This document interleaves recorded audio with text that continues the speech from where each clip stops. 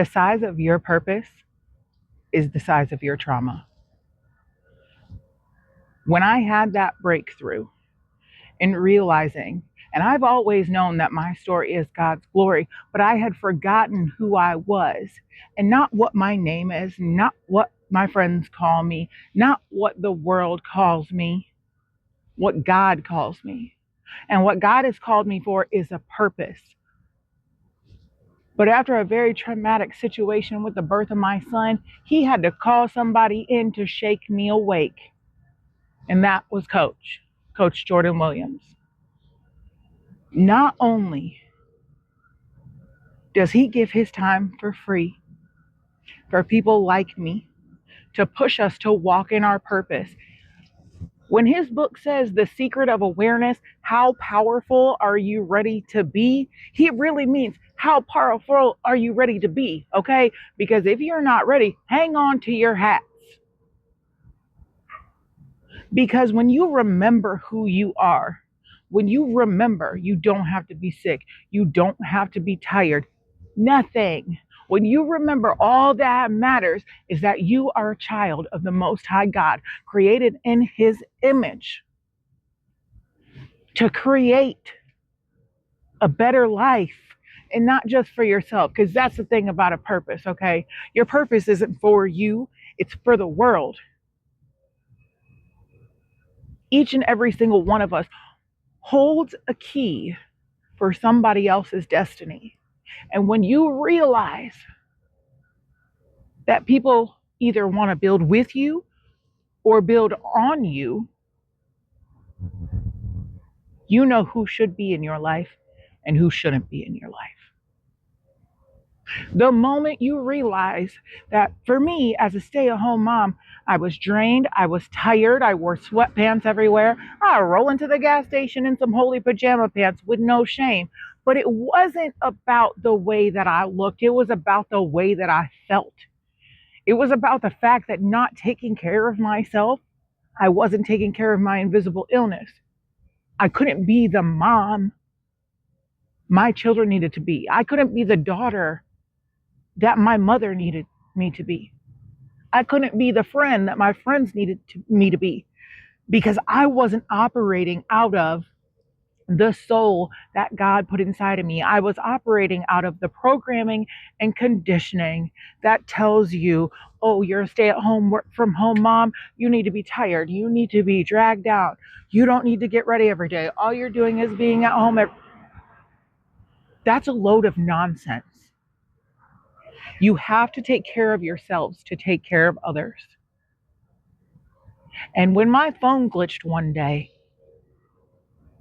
and God put me in Coach Jordan's live, from that moment on, I had a choice. I could either listen with my spiritual ears, or I could look at him through my programming and conditioning, because he was walking in his purpose. He was living out of not only his purpose, but his gift to bring awareness, not of your physical body, but of the soul and the spirit that lives inside of you. I've always been very, very connected to God. But I didn't realize, in all the time and energy I put into not taking care of my physical self, I also wasn't feeding my spiritual self.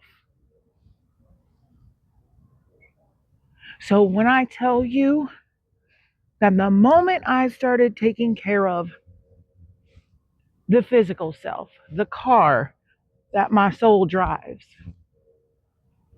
and I allowed myself to feel like a human being again, but not just to feel like a human being on the outside, to feel like God's child again on the inside. When I tell, in the Bible it says that God will open the windows of heaven to bless you. When I tell you, God isn't opening windows here. He's kicking down doors like he came to pick somebody up, okay? And that somebody was not just me, but it was my family. Because if I don't walk in my purpose, how can I teach my kids how to walk in their purpose? If I don't love myself, how can I teach my kids how to love themselves? If I don't stay connected to God, the most important thing, if I don't stay deeply rooted in God, knowing that I am His child, how do I teach my kids how to do that? So when the title of the book says The Secret of Awareness, how powerful are you ready to be? That's a question you have to ask you, because the book isn't about Jordan. It isn't about a random person. Each and every person who has a copy of that book knows that book is about you. And not only is the book about you, but as an avid Bible reader, there's parables in the Bible that until I started to get to know me inside of myself, the living word changed. Things I knew from childhood came in differently. And I know now that the size of my trauma is the size of my purpose. And it's our job to grow through what we go through, not get stuck in it, not wake up every single morning with thoughts and feelings about something that happened a year ago, 2 years ago, 10 years ago. Every day, you have a chance to get up and be 1% better than you were the day before. Are you going to take that chance? I am. Because it's not about just doing everything in excellence for yourself and your family. It's that you're a representation of God. So you have to ask yourself, when people meet you, do they meet the God in you, or do they meet the world? And I don't know about you,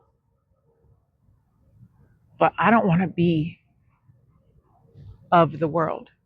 I want to be in the world, but I want to live in the Holy Spirit. I want the Holy Spirit to live in me.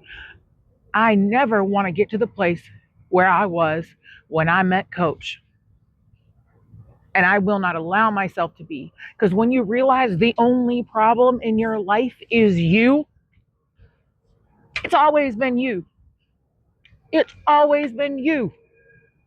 You are the one standing in your way. You are the one allowing fear to dictate what you do. You are the one who's putting God in a box. God doesn't fit in a box.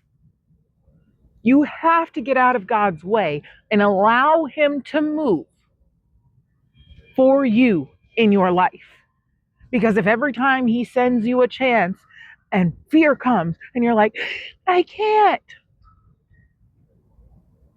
you'll never know the blessing that God was sending you, because you allowed the past experiences to stack up and affect a decision in the present moment. Stay in the present moment.